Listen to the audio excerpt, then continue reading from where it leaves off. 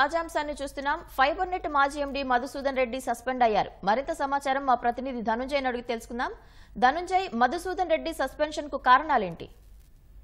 వాస్తవానికి మధుసూదన్ రెడ్డి పైన తీవ్రమైన ఆరోపణలు ఉన్నాయి. దాదాపుగా 1000 కోట్ల రూపాయల మేర ఏపీ ఫైబర్ నెట్ లో అక్రమాలు చోటు చేస్తున్నట్టుగా ప్రభుత్వం గుర్తించింది. ఇప్పటికే దానికి సంబంధించినటువంటి రికార్డులను కూడా రాష్ట్ర ప్రభుత్వం స్వాధీనం చేస్తుంది. అలాగే ప్రస్తుతం ఈ వ్యవహారానికి సంబంధించి రాష్ట్ర ప్రభుత్వం చేసినటువంటి విచారణలో కొంత ట్యాంపరింగ్ చేస్తున్నారు, రికార్డులను మాయం చేస్తున్నారు. అలాగే కొందరు ఉద్యోగులను కూడా ప్రభావితం చేస్తున్నారన్న సమాచారం మేరకు ఫైబర్ నెట్ మాజీ ఎండీగా ఉన్నటువంటి మధుసూదన్ రెడ్డిని సస్పెండ్ చేస్తూ ప్రభుత్వం ఉత్తర్వులు జారీ చేసింది. ఫైబర్ నెట్ కార్పొరేషన్ లో జరిగినటువంటి అవినీతిని కప్పిపుచ్చుకునేలాగా Madhusudan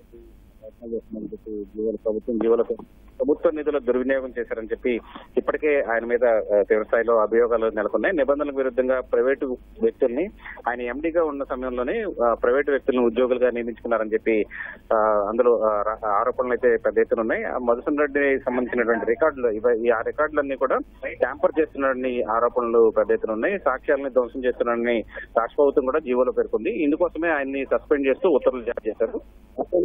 Madhusudan Reddy central civil services rules కూడా ఉల్లంఘించినట్టుగా కూడా రాష్ట్ర ప్రభుత్వం అందులో పేర్కొంది. దీంతో ఆయన వీటన్నిటినీ కారణాలుగా చూపిస్తూ ఆయన్ని సస్పెండ్ చేస్తూ రాష్ట్ర ప్రభుత్వం ఉత్తర్వులు జారీ చేసింది. ఆయన్ని అమరావతి విడిచి వెళ్లొద్దని చెప్పి కూడా రాష్ట్ర ప్రభుత్వం ఉత్తర్వులో పేర్కొంది.